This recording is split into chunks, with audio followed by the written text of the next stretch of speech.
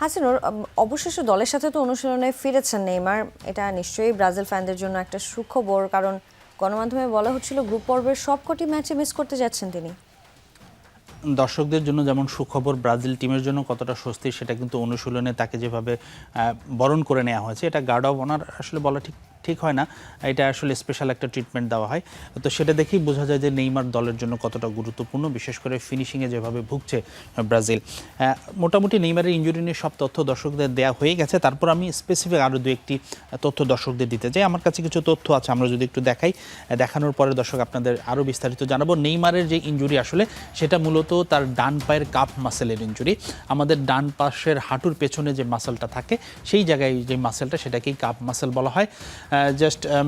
তিনি 2 সেশন অনুশীলন করেছেন। আসলে যেই ভিডিও ফুটেজ নেওয়ার যে সুযোগটা থাকে সেটা কিন্তু প্রথম 20 মিনিট নেওয়ার থাকে, তো সেখানে আসলে দেখা যায়নি দ্বিতীয় সেশনে তিনি কী করেছেন।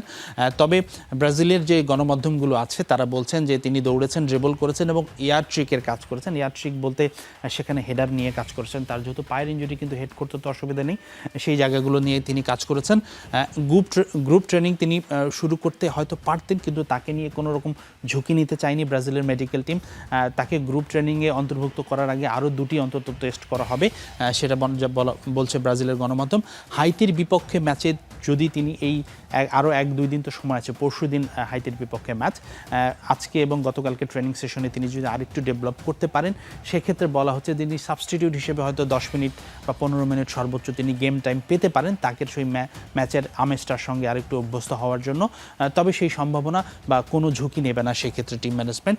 এবং স্কটল্যান্ডের বিপক্ষে ম্যাচটা নিয়েই ব্রাজিলের যে মেডিকেল টিম আছে তাদের মূলত টার্গেট যে স্কটল্যান্ডের বিপক্ষে ম্যাচ দিয়েই আসলে তারা নেইমারকে ফেরাতে চায়, এবং সেই লক্ষ্যেই কিন্তু কাজ করছে ব্রাজিলের মেডিকেল টিম।